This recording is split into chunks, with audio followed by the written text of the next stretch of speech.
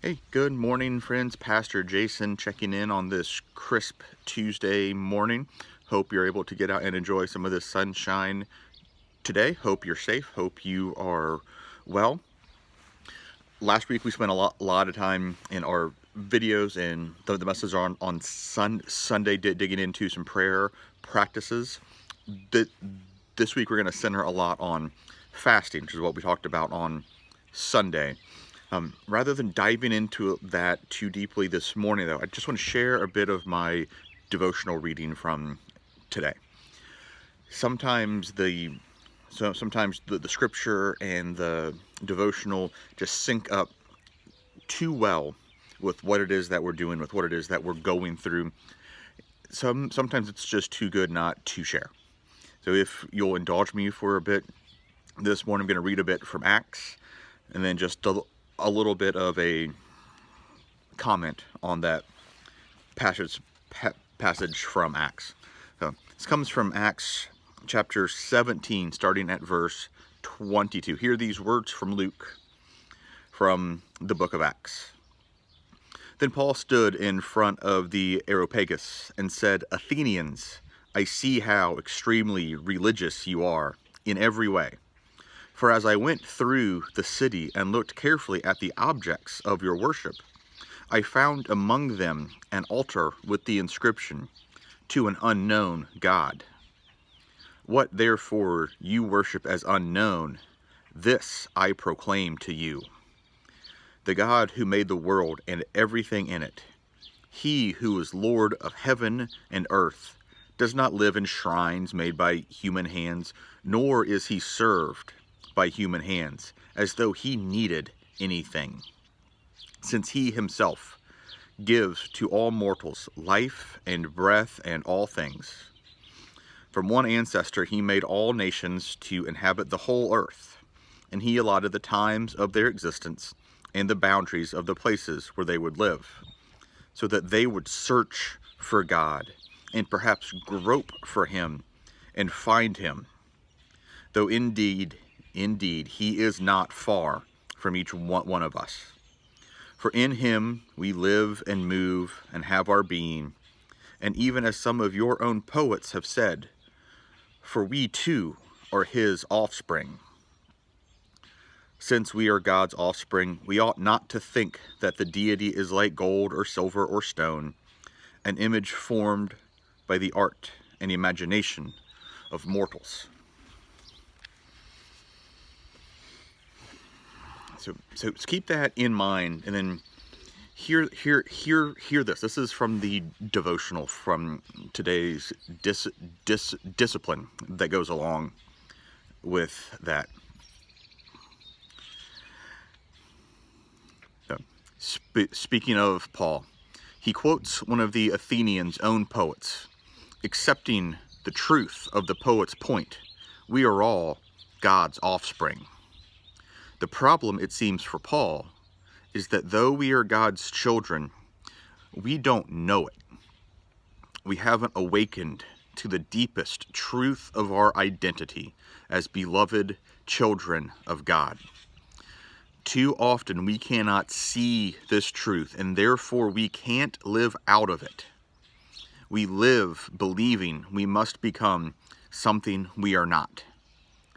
That's why God's Son, Jesus, walked the earth. We didn't recognize him, and we refused to receive the gift of his presence. Through the resurrection, we are able to glimpse God's desire for us to know who we are, beloved children of God, and live out of that reality. I think this ties in exactly to what we're trying to do in terms of trying to root in and dig into some disciplines, to some spiritual practices. Because the point of all of that is to get us to a place through prayer, through fasting, through whatever it might be that we're seeking to undertake, to be able to catch a glimpse, just a glimpse of God. And in that glimpse, remind ourselves who we are, who made us, who sustains us, who gives us our strength, who put us here with a purpose and with a plan. Through the practices, through the disciplines, we're seeking to just kind of reclaim a little bit of our identity as children of God, and then let God the Father speak to us about what it is that He wants us to do. We can live out of our identity once we're sure of our identity. And these practices are about just getting us closer to that truth. As I love the way that Paul puts it there.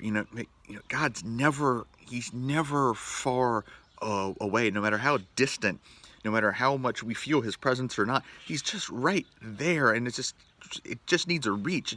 To just kind of grope around, to lean towards Him, to turn towards God, and God is just right there. So through our prayer, through our fasting, through these things we're going to talk about in the coming weeks, through these practices, through these disciplines, it's all about just claiming that.